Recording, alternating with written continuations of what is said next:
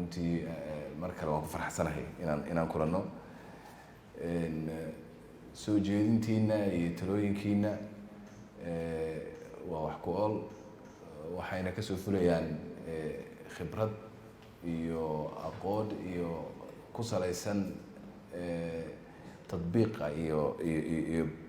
practice-ka qofkii inuu dadkani waa dadkii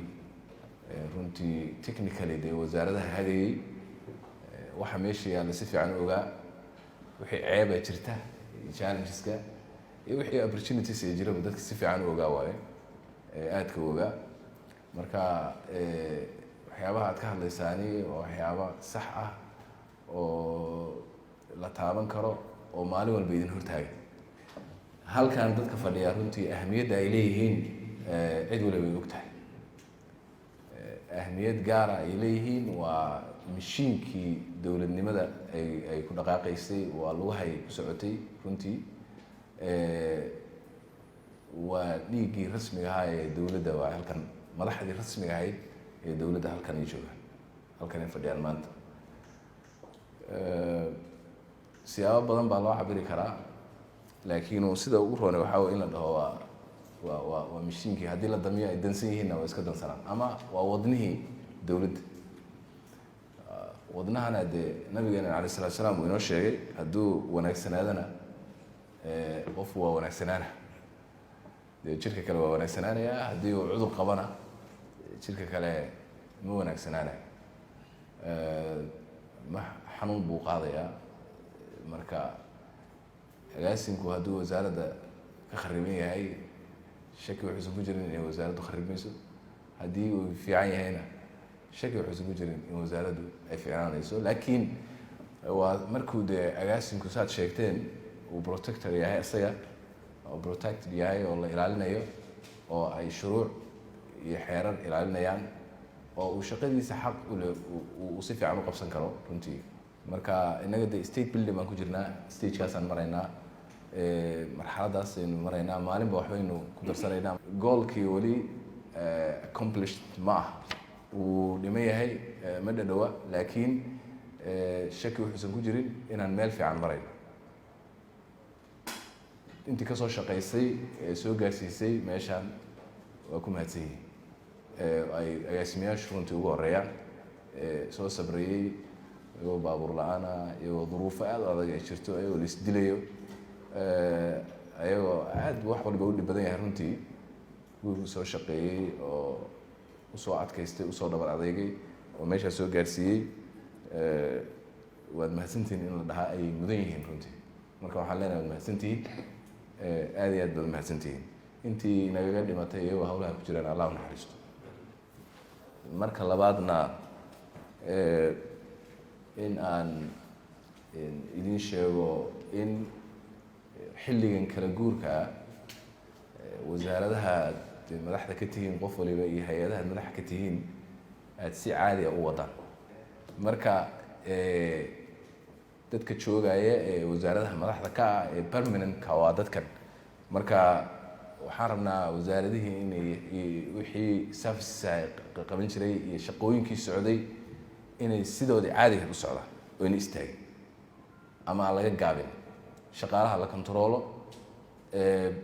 agaasimuhu uu xil isa saaro gaar ah xilligan kala guurka ah hantida dowladda la ilaaliyo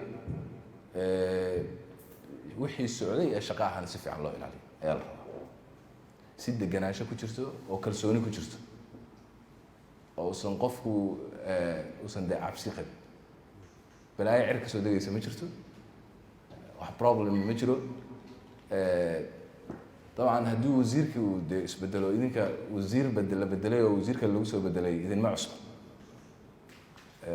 xukuumadda cusub mid ka mida dee mabaadideeda waaweyn waxaa waaye soomaali heshiis marka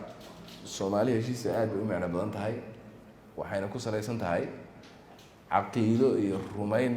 la rumaysan yahay madaxweynaha rumaysan yahay iyadoo khibrad laga duulayo muddadii dheerada waddanka la soo joogay in aan waxba la qaban karin haddayna heshiis ahayn wax la qaban karo ma jirto lama shaqayn karo la qaban karo haddii la qabtana aad buu u yaraanayaa haddayna heshiisahayn. marka waynu iska lulanaynaa un marka lama dhaqaaqaayo maanta o dhan meeshii baan ku wareegeysanaynaa. waxa marka heshiiska noqonaya maxaa waaye oo inta badan laga hadlayo soomaalida oo soomaalida siyaasiyiinta. dadka Soomaaliyeed waa loo soo degi doonaa oo heshiis bulsho waad garanaysaa ama constitution-ka ha ku yimaado ama maamul la daadejinayo ha ku yimaado, labadaba uu ku yimaadaa heshiiska bulsho. dad meel fadhiya maaha, maamulka in la daadejiyo oo tuulooyinka iyo degmooyinka la geeyo oo ay dadku halkaas isku doortaan oo wax ku qaybsadaan oo isugu yimaadaan waa qayb ka mid ah dib u heshiisiinta ay asaas ka tahay. the constitution-ka oo arrimihii siyaasadda iyo wax walba ku dheeyihiin asagana waa heshiis bulsho. marka dowlad goboleedyaa jira, dowlad goboleedaas iyo dowladda dhexe madaxdoodu waa inay heshiis yihiin. hadday heshiis noqon waayaan dastuur ma dhaqaaqa, doorasho cod iyo qof ah lama gaarayo, 4.5 lagama bixi karo, security-ga xabad lagama qaban karo. waxaa waaye waa laga maarmaan in la heshiiyo oo la isku waafaqo waddankan directionkiisa meesha u dhaqaaqay in la isku waafaqsan yahay waa laga maarmaan. dowladdan waxaan rabnaa inay noqoto dowlad ama xukuumaddan waxaan rabnaa xukuumad aan matahaad ku dhisnayn laakiin xaqaa'iq ku dhisan inay noqoto. marka innaga ma kala tegi karno, kulligan waa inaan marka isu bedello odayaal dhaqan oo dib u heshiisiinta iyo walaalowda oo ka shaqeeya. marka waxaan u baahannahay markay siyaasadda joogto, markay maamulka joogto is different, laakiin markay siyaasadda joogto waxaan u baahannahay inaan walaalow ku wadna baashi. soomaalida dhaqankeeduna waa sidaa. marka Soomaali heshiis waa principle muhiim ah. dalkan haddaan amnigiisa laga shaqeyn inaan waxba laga qaban karin, wax development inaan la samayn karin, service delivery inaan la samayn karin, waxba lama qaban karo. intaan sheegayna hadda state building-ku inoogu socday oo dhan oo constitution-ku number 1 ka yahay waxba lagama qaban karo. planning-ka waa joogaan iyo qolooyinkii maaragtay macadkii iyo kulli oo dhan, xataa dadka ma tira koobi karaan. marka dowladdeenu waa inay focus ka saarto nimankaas in lala diriro oo dagaal lala galo.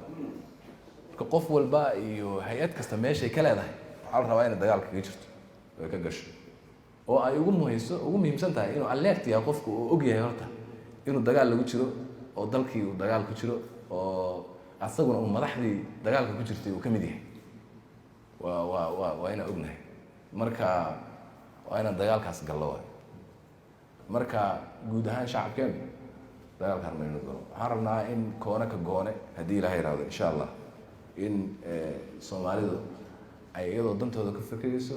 inay shaqadaas qabsadaan ay waddankooda xoreeyaan. oo haddaan taas dhicin, hadda waad ogtihiin abaaraa taagan, culays baa taagan, xoogaa yar oo la helay oo raashina qaab loo gaarsiiya dadka xatal ma laha. jidadka waad ogtihiin nimankiina fadhiyaan, diyaaradaha waxay noo yihiin xal ayay noo noqdeen. wax kastama diyaarad baa xallin karta. meelaha qaarkoodna airbase maba laba, airspace ma leh, oo waad ogtihiin oo diyaarada kuma wadegi karaanba. marka diyaarad xal ma noqon karto. marka diyaarad waxay gaareen ilaa iyo waad ogtihiin imtixaanaadkii wixii ka jiray hadda. waa nolol aad iyo aad u adag oo dad gob ah aysan ku jiri karin runtii. amniga xumadana keenaya, wiilal yaryar oo meelahaas ku fadhiya oo aad u tabar daran ayaana waxaas abuuraya. marka waxaan u baahannahay markan waxa kaloo dhan waa ka shaqaynaynaa dowladda qaybaha kaloo dhan, laakiin waxaan focus garayn doonaa haddii la yidhaahdo oon resource-keenna oo dhan aan rabnaa inaan isugu geyno wax badan oo ka mid ah sidii nimankaas laysu dhaafi lahaa oo dalkan loo xoreyn lahaa.